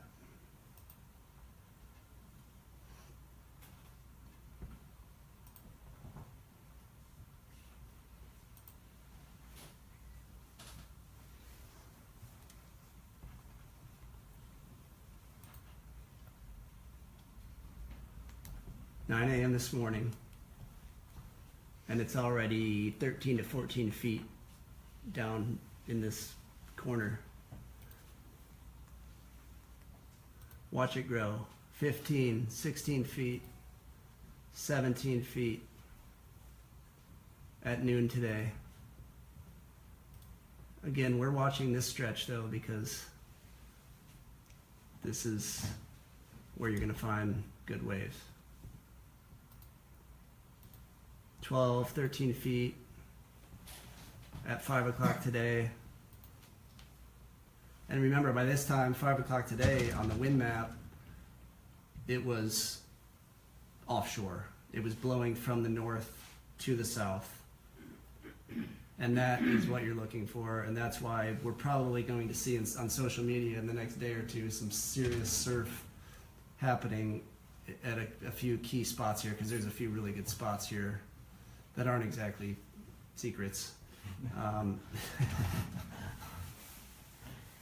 Yeah, keep an eye out on social media in the next couple days, because I'm pretty sure we're going to see some stuff. And then, just for the heck of it, we'll jump ahead to 8 a.m. tomorrow morning. And as you can see, the swell by that time has really started to die down. But, you know, they're still showing 5 feet here, which, I don't know about you, but 5 feet clean offshore surf sounds pretty fun to me. And remember, one key thing here is when the surf started to build with this event, we were looking at probably a 5-foot wave at 4 or 5 seconds. As Bob was mentioning earlier, as the wind dies, at the end of the event, the period opens up. So tomorrow morning, we're probably going to be looking at 5 feet at 8 or 9 seconds. I grew up in South Jersey, an 8 or 9 second wave is awesome. Yeah, I wouldn't be surprised if it's even a little higher than that. Yeah. On Western Lake Superior. Right, because Ryan showed you the fetch from, you know, Thunder Bay all the way to the Yeah. Duluth Harbor. Yeah. So I guess just to wrap things up here, quality, northern coast of Minnesota, just as we just showed, right in here, this afternoon, evening, and tomorrow morning. Quantity is not even really worth talking about here because any beach or stretch of coast that is facing east or east-northeast, basically this whole stretch here is just going to be total storm surf, especially at 35 to 40 knots. 2 people died in Marquette earlier this week, right in here on the, those huge waves that Ed and Bob were talking about. And it's nothing to mess around with. I mean, it's a 25-foot buoy that day. So that's what happens, and happy hunting.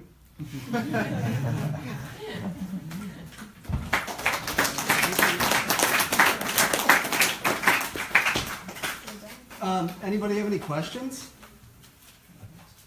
Yeah, that sounds good. When you talk in the buoy heights, like a 10-foot buoy read is not going to be a 10-foot wave, right? The waves are always going to be smaller than what you see in the buoys. Is that accurate? But you're saying at the shoreline. The waves at the shoreline, like a surfable wave. Yes. Right. Typically, yeah, because the waves are spilling and breaking on the shallow bottom. Okay. You won't see what you see 4 miles out Okay. at the beach just because of that. Okay. Yep. Okay.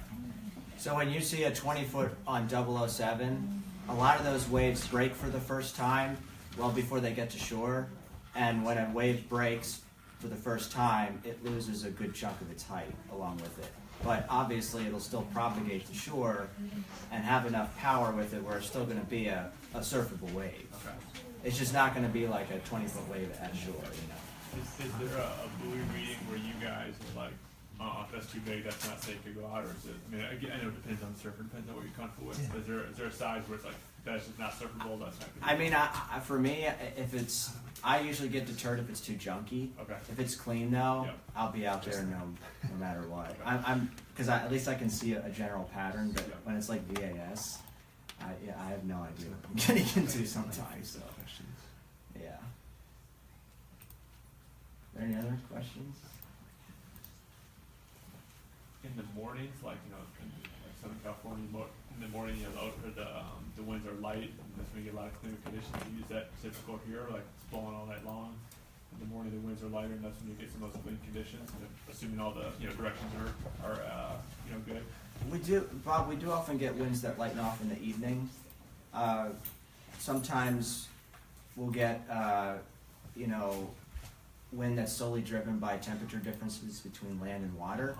That usually exists when we don't have a large-scale storm system that's driving the wind. So if you have a big area of high pressure where the wind is relatively light, you're more likely to develop probably a lake breeze. If the water's really warm, or if the land is really warm and the water's cold, you're going to get that air going from cold to warm, so you're going to get that lake breeze that's going to develop during the afternoon. But if there's not a large storm system around, you can get localized differences in temperature that can drive an afternoon wind and diminish it during the evening. It kind of depends on the season. In the summer, that's very much the case. That Yeah. what happens is it's always windy in the afternoon. Yep. It's not windy in the morning. That's because when the sun comes up, it heats the land, and you get thermals that develop, and the thermals go up and catch stronger wind and bring it down to the surface. So you get that kind of higher wind in the afternoon because of that. And then the other thing is here, the temperature difference between the lake and the land, the air over the land rises with the heat of the day, and you get kind of a rush off the lake to fill that void. That's the lake breeze, and that's why most mornings at Silver Beach it's fairly calm, but if you're down there at 5 o'clock in the afternoon, it's blowing, and that's because of the lake breeze. And I'm glad you brought that question up, because when we talk about the GFS, it's a model that doesn't have as many data points. It's not as high resolution. It's not as high resolution as some of the other models that are available to you. There's another model which is available on Tropical Tidbits. Can we actually go to that website real quick? Sure. There's a model called the HRRR. It stands for the High Resolution Rapid Refresh. You can actually pick up lake breezes sometimes with that model. So you can look at that model and actually say, hey, after 3 o'clock, that's most likely when we're going to develop a lake breeze. I want to get my clean surfing in beforehand. The GFS is not going to show you that, and if data is running the GFS, it's not going to show that lake breeze element during the afternoon, but the HRRR will. Did you guys mention thermal wind? Because somebody asked about that. It's kind of Yeah, like what Bob was talking about, right? The wind generated by differences in temperature Okay. with afternoon heating with the lake and the land. But yeah, so if we go to forecast models, go to so basically global models. The GFS. That's a global model. If you click on global right here, you're going to have ECMWF, which stands for European Center for Medium Range Weather Forecasting. That's the Euro. Okay? So this is the Euro, this is the GFS, this is the Canadian. Wait, what does that stand for? The Canadian Meteorological Center or something? I think like so. that? Okay. Weather's a whole bunch of acronyms, if you haven't noticed. I'm not sure what the NavGem is. I don't know That's that. probably another Canadian model. The GEM is a Canadian model. Yeah, okay. And the JMA, I don't really use that for lake forecasting. It's not very high resolution, but it's another global model, the JMA. But the top two, even the Canadian in a complex storm system, I like to look at that. But those top three models, those are the global models. Those are not as high resolution, but kind of give you a general idea of what's going to happen in the next several days.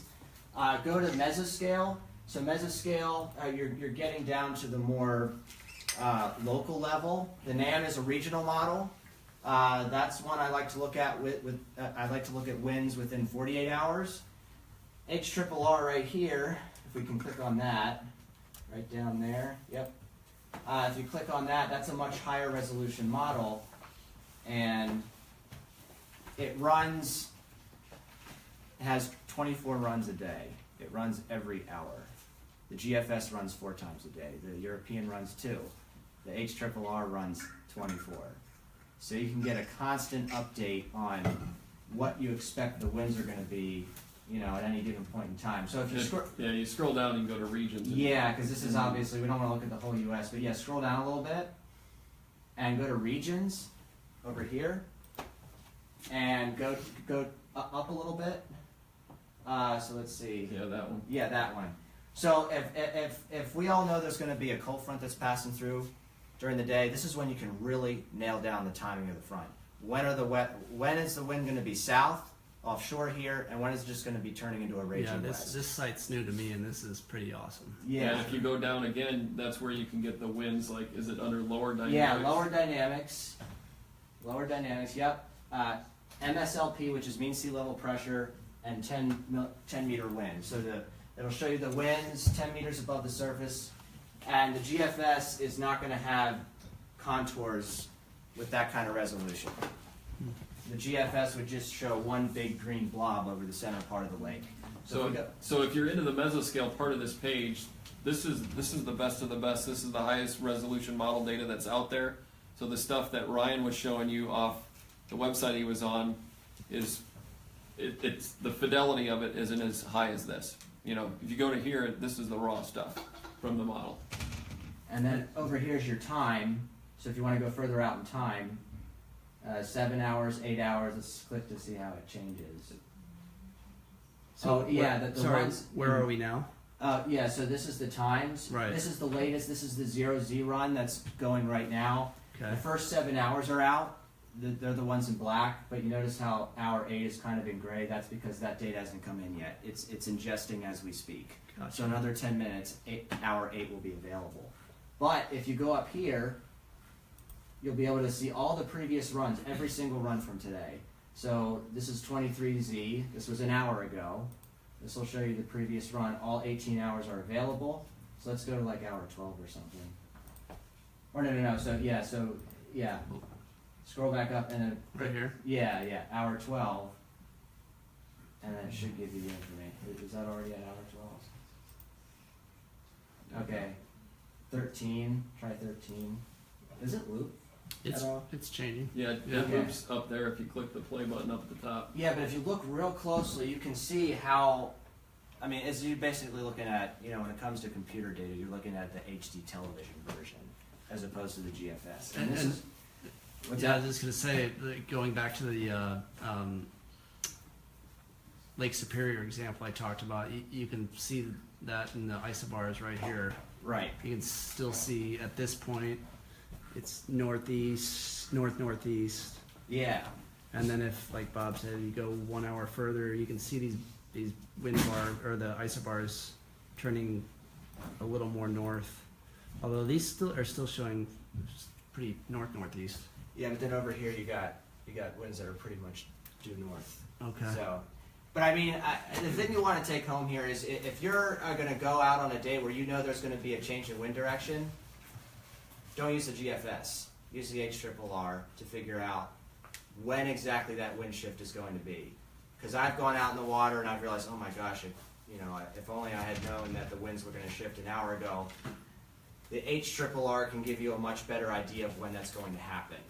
Sure, things still, the models aren't perfect, but most of the time they can, especially the higher resolution ones, can give you a better idea on exactly when we're going to see that wind shift and how dramatic it's going to be. So that's a really great tool. So these higher resolution models are stuff you want to use when you're talking 24 to 48 hours, even 72 hours. The medium range models to long range GFS, especially the Euro when you're talking beyond day 3. And even the short term, Bob, you told me this the other day, you think the Euro might be is still a pretty good model. It Oh, still yeah. is. Yeah. The problem is the resolution isn't there. If I was looking in the next 1 to 2 days, I would be looking in that Meso Scale tab. Right. So the Meso Scale tab, Meso, more local, NAM, HRRR, there's some other high-res model data information in there, but that Dr. Fresh page, you can message the page, and if you're confused about where to go, I can send you in the right direction. I like to think I'm pretty good with responding. But there's a lot of questions. This stuff is pretty complex. But like I said, a lot of surfers are, look at Ryan, didn't even go to school for meteorology, and he knows his stuff, And I've asked him questions, when I first came here about, what wind direction works best for the lake. So, he knows his stuff. It's just all stuff that you can all learn. Well, the one variable that I think we and I talked a little bit about is, even if you can dial these forecasts in perfectly, you still have to know where the spots are, where to surf. Right. So I will only go as far as giving you wind direction. From there, you guys just have to know what spot's going to work. And here, if I know 007 is reading a mean wave direction of 300 or 290 degrees at 8 seconds, 4.5 beat, I know where to go here. That's going to be awesome. But you guys may be on another part of the lake where that doesn't really work well for you. So now that you have all these tools, you have to really look at the data and figure out, based on wave period, mean wave direction, what information really works best for your spot, because it's not going to be the same. What works here may not be what works best in Portage or Michigan City or especially on the Wisconsin, Illinois side. So it just takes a lot of practice and looking at the data to figure out what really works with your spot. But the one thing you really have to consider over wave height is wave period.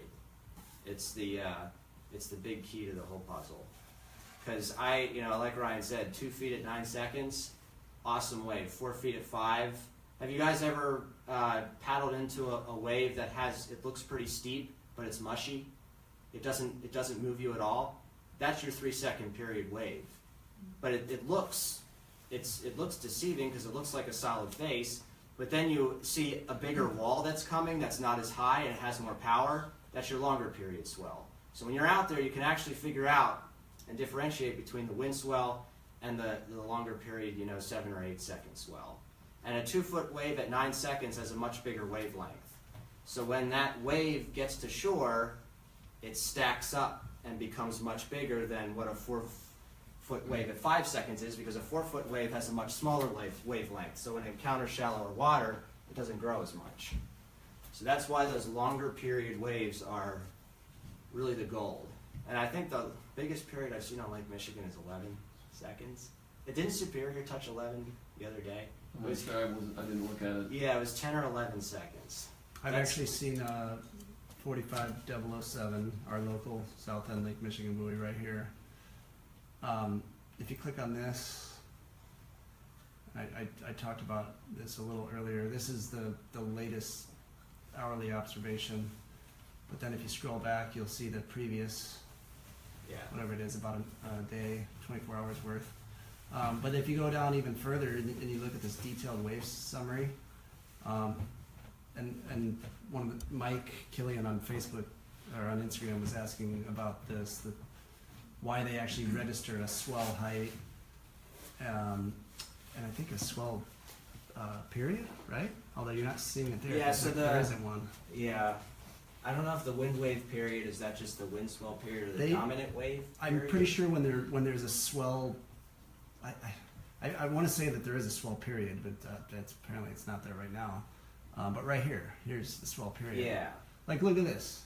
Yeah, I'm not sure what's going on with Swell height, 0.7 feet at 20.7 seconds. Is that what that says? 26. 26. Yeah, Or look I at this don't- one. This one's even more significant.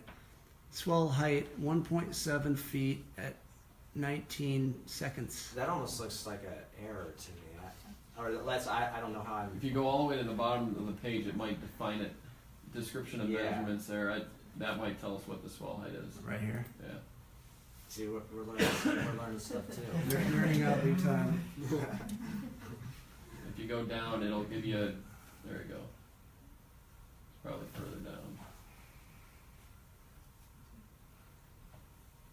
There it is. Can you read that, Ed? Yeah, Swell swell height. height is the vertical distance between any swell crest and the succeeding swell wave trough. To me, that means. So I think what they're doing there is they're looking at. It depends on what's coming through the buoy and what the buoy is reading in terms of what's affecting.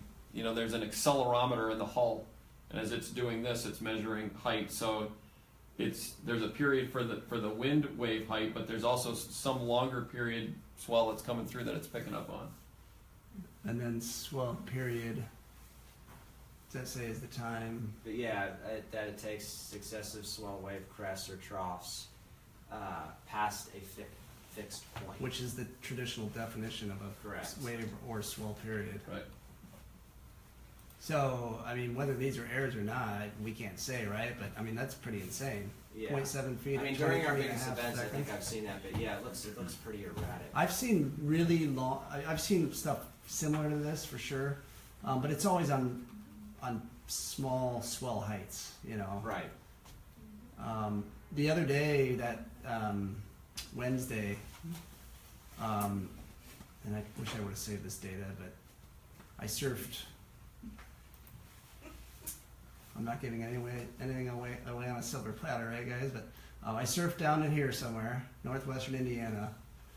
The data at the buoy was What were the coordinates where you surfed at? Latitude, longitude. the locals will wax my windshield. Not really. I'm just kidding about that.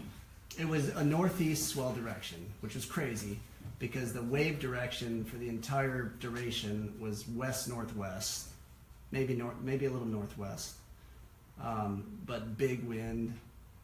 And that morning, Wednesday morning, the buoy here, the South Lake Michigan buoy, was anywhere between 7 and 8 feet, basically at 8 to 9 seconds. So a really long wave period. And again, the wave direction was northeast. I will say, especially out over the open ocean, when you get wind flowing over a very long stretch of water, remember we were talking about pressure gradient force, wind flows from high to low pressure. In the northern hemisphere, because of Coriolis, the wind is deflected to the right. Well, water current and wind is the same way. You get wind flowing over a large distance of water, your surface current is going to be deflected to the right because of Coriolis. But in this particular case, that, if I'm thinking about this in my head right, that would be deflected to the left if it was a northwest wind and it was coming out of the northeast. Well, I think what you're seeing there is, whatever the wind direction is, waves, like what Ryan was talking about, waves don't just roll down the line of the wind, they radiate out in all directions. So if you had a northwest wind, what he was seeing was some swell off of that main wind line. Mhm. and that's That where you could've find been- better. okay. That's where Yeah, you that- find better surf. Yeah, that makes sense. Any other questions? Yeah, quick one. Yeah. We're from Northwest Virginia. We saw that swell the other day. It was pretty sweet. We had one in early August that seemed like a complete anomaly. It was flat the night before, didn't seem to have much wind, and then in the morning there was like 6 to 7 foot waves, super clean, No wind. probably your 8 to 9 second wave period. We had a guy that got into a couple of barrels. I mean, they were like ocean waves, but they didn't seem to be wind generated. There weren't any systems during the night or anything. It was just woke up and there was a little offshore wind. Ryan, is there a way offshore to, south wind, but we couldn't figure out what generated the waves. Yeah. Is there a way to pull up my PowerPoint again? Yes. If we can go to the Great Lakes bomb slide. I'm not going to be able to, I don't exactly know what caused that, but I can kind of give you an idea. That the weather conditions on the southern part of the lake could be vastly different than the northern side. I think it's I brought 8 different versions of the PowerPoint because I knew 7 would fail. I think it's, this one. This one? Yeah, the second from the bottom. Yeah. Before you get into that, Ed, real quick, that's what some of the old school guys call a misto swell. Yeah, Ryan said that the other day. Right? That's a good So term. we don't know where it comes from, but I think if you go back and look at the data from the previous night or the previous 24 hours or whatever, if you looked at the buoy data, and I would do that like going up the lake. There's 2 main buoys out in the middle of the lake: the Southern Lake Michigan buoy and the Northern Lake Michigan buoy. But I would also look at some of the wind stations along the coastline up lake, and I guarantee that it was honking out of the north or northeast or northwest, whatever it was, but it was enough to push that swell all the way down the lake. And this is where it gets very ocean-like and swell-like. Yeah. Because by the time it gets down to you in northwestern Indiana, it's almost like a different weather pattern. It may not even be a different weather pattern, but maybe like Ed and Bob was showing, it's a low that's sitting a certain way or a high or whatever. But the wind at the beach that you're surfing is different from the wind that is creating the waves further up the lake. And if you're going to get swell somewhere on the Great Lakes, That's it's not going to be happens. at the end of the bigger lakes, like Michigan. So Yeah. Grand Haven isn't going to see that very often, but if you're up at Escanaba or down where you're at, that's where you'll see swell. Where did you at say? the end. Where did you say you were? Chesterton area. Okay, so Indiana. Okay, yeah. So let's go to the. I think I remember this day, because it was. So the Great Lakes bombed that one. Actually, no. Let's go further down to the Southern Lakes low. This does it better. Yeah. So this one right here. So when you have a low advancing to the north, your pressure gradient is always going to be tightest on the north side, and sometimes on the southern part of the low, you're dealing with winds that are much lighter, even offshore. So take this low and move it up maybe 100 miles. You're looking at a screaming northeast wind over the northern half of Michigan, but there's a stationary front parked right over the lake. Your winds are south-southeast in Berrien County, but we have a huge windstorm across, even gale, across the northern part of the lake. And I think I remember this day because we were getting a 2.5 foot wave at the Michigan City buoy at 8 seconds, and there was no wind all night. And these are the stationary fronts across Lake Michigan will produce those misto swells.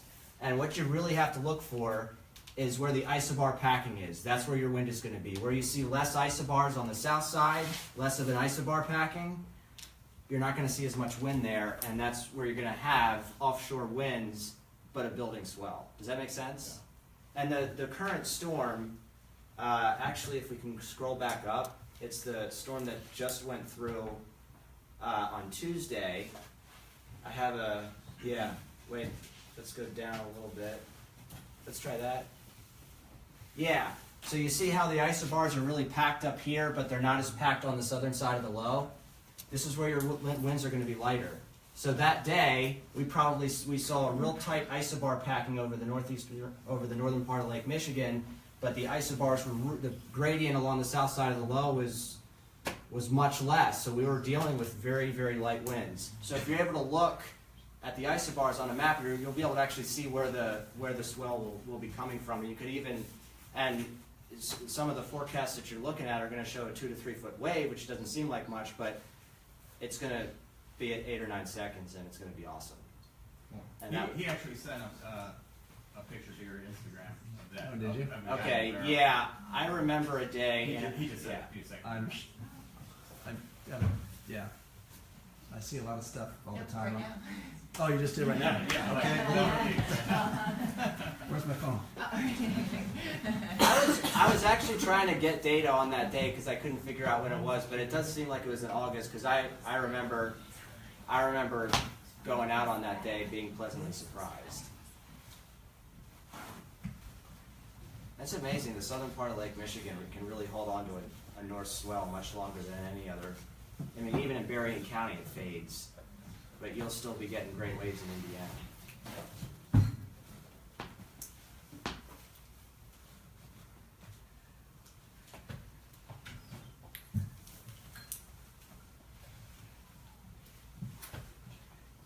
It's loading. While I let this load, any other questions?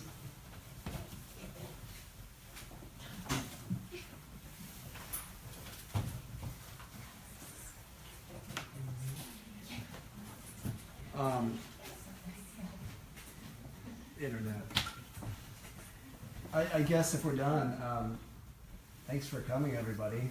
I hope it was helpful. Solid 2 hours, and I don't think anybody left. That's good. So yeah, thank you.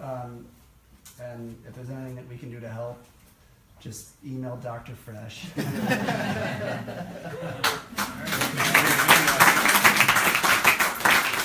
Oh, by the way, real quick. Yeah, thank you. Oh yeah. So that's what I call the Holy Grail setup. That's in Chesterton. Yeah. That's really good. Now you gotta pass it around.